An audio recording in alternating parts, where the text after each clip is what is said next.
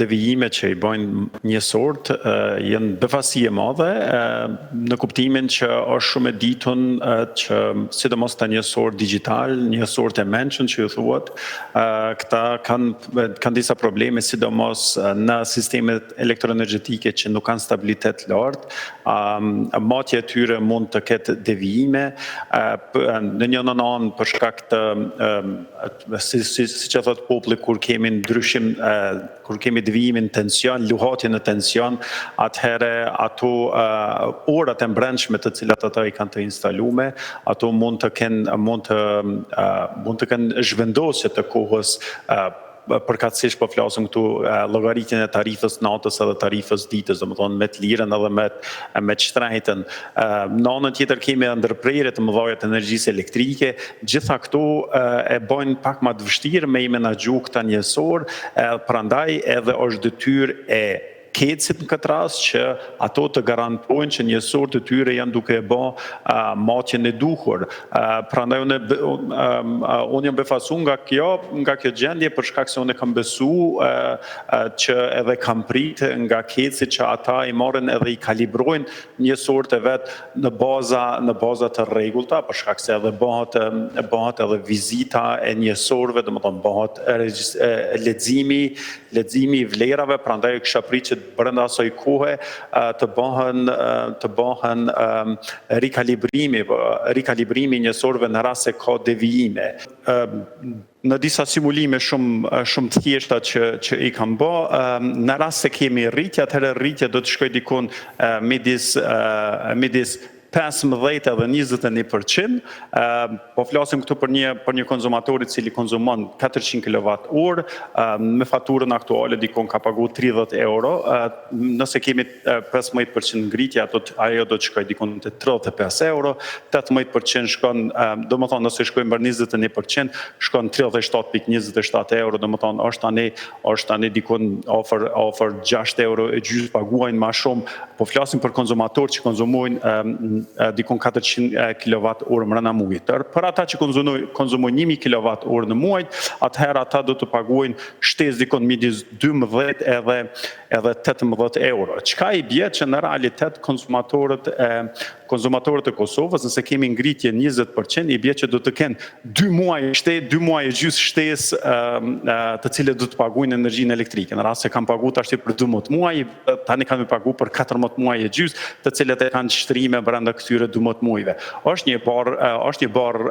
e madhe për shkak se po flasim këtu për shembull për familjet që janë kryesisht që po flasim këtu për shembull për 800 kWh, janë dikon një rritje prej 12 euro në muaj, po flasim për 12 muaj është dikon për afërsisht 150 euro në total për gjithë vitin. Çfarë do të thotë kjo për sigurinë e NATO, për sigurinë e vetë Evropës, është që nëse largohet SHBA-ja, siç e thash, SHBA-ja shumë e rëndësishme edhe për nga aspektin e buxhetit të NATO-s, po jo vetëm. SHBA-ja paraqet një rëndësi të madhe sepse deri vonë edhe tani është konsiderohet si mbrojtësa kryesore ose ambrella për sulmet ose për sulmet të nukleare që mund të vinë, po në aspektin e inteligjencës, në aspektin e teknologjisë avancuar, SHBA-ja paraqet një ndër mbrojtësit më të mëdha të NATO-s. Dhe çfarë do të thotë që largimi i SHBA-s nga NATO për vetë Evropën është që thjesht mund të flasim për një mbrojtje ushtarake evropiane, gjithsesi Kanadaja është aty, po do të përbënte një aleancë ushtarake evropiane. Dhe mandej shohim që vetë Evropa është shumë e fragmentuar në raport se sa do të investohet pastaj në mbrojtje. Përdesa e bina që viteve të fundit ka filluar të ngritet diskutimi për rritjen e buxhetit të mbrojtjes, mirë po më herët është pa që SHBA-ja në fakt e siguron këtë mbrojtje dhe mbrojtjes dhe vendet e BE-s, nëse mund me thonë, ose shtetet evropiane më shumë janë fokusuar në aspektin e ngritjes së kapaciteteve sociale e ekonomike. Mendoj që kishme ndërtu shumë fragmentime, mirë po do t'i kushtonte shumë vite vetë Evropës që ta zëvendësonte mbledhjen e aspektit të sigurisë së cilat vjen nga SHBA-ja. Dhe në anën tjetër, Adelina, çka do të thotë refuzimi i vendeve NATO-s tani për të përfshirë sidomos në këtë rast, në këtë luftën në Iran? Tregon pak edhe për unitetin e aleancës përëndimore brenda apo çfarë?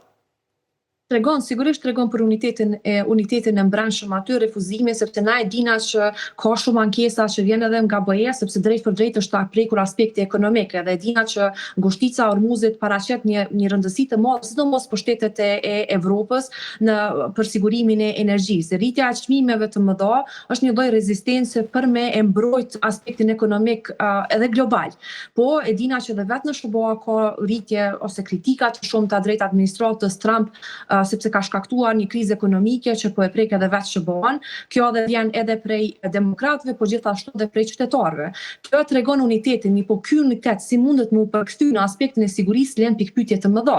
sepse nuk ka një plan strategjik vetë nga BE-ja, nëse mund të më thonë, apo shtetet të BE-s, se si do të zëvendësohet kjo mbredh e mbrojtjes së cilë ka nga SBA-ja me vite të tëra. Si kish më bë ky harmonizimi i